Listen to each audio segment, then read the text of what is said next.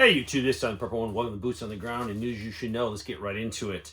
A driver of a big rig was caught in Oklahoma, and his driver's license was issued by the state of New York. And he only had a last name, didn't have any first name, middle name, nothing. There's a huge problem with illegal immigrants or people coming into the country getting commercial driver's license. And remember, they're driving like an 80,000-pound vehicle. So Oklahoma said, no, this ain't going to fly with us. So they also said that New York State has the thing called the green light law, which allows non-citizens to obtain driver's licenses. Hopefully they're going through all the legal ways of getting the license and have all the training. But they're discovering that a lot of these truckers don't even know how to speak English. And so there's a big push to, hey, you need to be able to speak English if you're going to drive one of these massive trucks right next to a school bus or right next to your family on the highway. Disney is suffering a big slowdown. In September, Walt Disney's World suffers its slowest 3-week period in over 4 years. People are saying that some park visitors say you can ride anything you want, and some of the rides do not even have a waiting line. They're describing it as a ghost town. And this is just because Disney has raised their prices. I've never gone to Disney, but I've looked at some of the prices now recently. And they're also charging now things that it used to give you for free. There's a charge on those things. So no wonder people are broke and they can't afford it. Beef prices are still going up and away. Cattle inventory is at a low level, like probably a 70-year low level. And that's resulting in just prices going crazy. Ground beef prices were up 12.8% on a year-over-year basis in August, while beef roast was up 13.6%. Steaks were up 16.6%. And these, really all food categories are going up. Inflation is definitely affecting everyone, even what we're eating. There was a massive fire at a Chevron oil refinery, and this is outside of Los Angeles. This happened on Thursday. Massive fire. Some people thought they were being attacked. So this refinery has a capacity of 290,000 barrels per day, and its main products are gasoline, jet fuel, and diesel, according to Chevron's website. Its total storage capacity is 12.5 million barrels, and they produce 40% of Southern California jet fuel and 20% of its gasoline.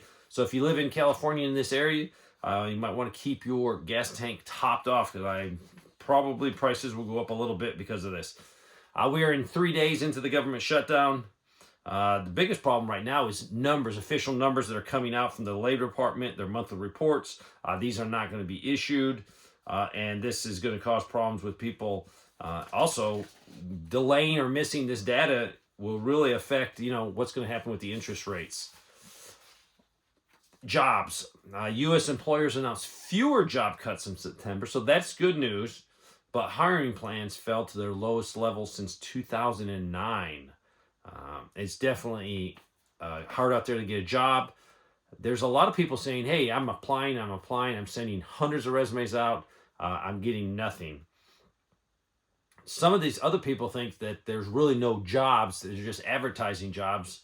And it's also good to advertise jobs for your shareholders. Hey, we're growing, we're hiring people, but they never turn out. There's phantom jobs, they're calling these things.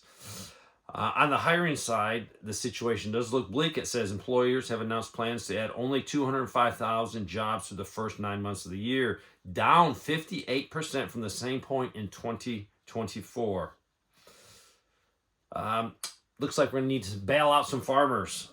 So they're calling for maybe billions of dollars in funding from the USDA accounts. One of the problems was the soybean farmers usually sell their soybeans to China. China, because of the tariff issues and the trade problems, decided, hey, we're going to go to Brazil. So soybean farmers in the United States can't sell it to China. China's buying it in Brazil. So that's causing a lot of problems for farmers. This is a viewer that sent this in. I sell full-time on eBay.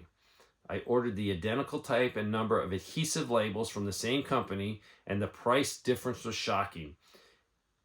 In November of 2021, they bought them for $229. In September of 2025, $305. So that's a 25% increase. Now, granted, it's going from 2021 to 2025. This price increase is across the board and not just from this particular seller. So it's just showing you everything's going up, from little tiny adhesive labels that people need. They say trying to hang in there in Kentucky. Let's talk about the situation in Venezuela. You know, numerous boats were destroyed by the military. They said they were drug dealers, drug cartels. And President Trump has declared a full-scale war on drug cartels, labeling them as terrorist organizations. This move revealed in a secret memo from Congress giving Trump sweeping wartime powers to strike, kill, and detain cartel fighters without trial. So the Pentagon has been slowly building up troops in the area, building up resources, and we do have a large force outside of Venezuela. They say there's enough firepower there if we needed to seize key ports and airfields. I hope they don't do that. Just yesterday, Venezuela said that 5 F-35s were detected by air defense systems near Venezuela, and that upsetted them. I think they were still in international waters. Let's switch over to France. France has detained an oil tanker and 2 crew members, and they believe this is a Russian vehicle, a Russian ship. Well, basically Russian oil inside another country's thing. And the big thing about this is they're trying to stop Russia from selling this oil. So this is what they're going against. They also made some remarks about this could be also tied in with some drone activity. So when you seize another person's or another country's ship, technically, you know, you could say, hey, this is a declaration of war. Russia has rejected the Western sanction as illegal and warned that any attempt to restrict its vessels' freedom of navigation will draw a response. I want to close out with the 12-day war. And the 12-day war, it was called 12 days because it lasted between Israel and Iran, and this just happened a few months ago. U.S. played a major role in defending Israel. We shot down over 600 incoming missiles launched from Iran. And just looking at the cost of these 600 missiles being destroyed in one little area was over $800 million. They used the THAAD, Terminal High Altitude Area Defense Missiles.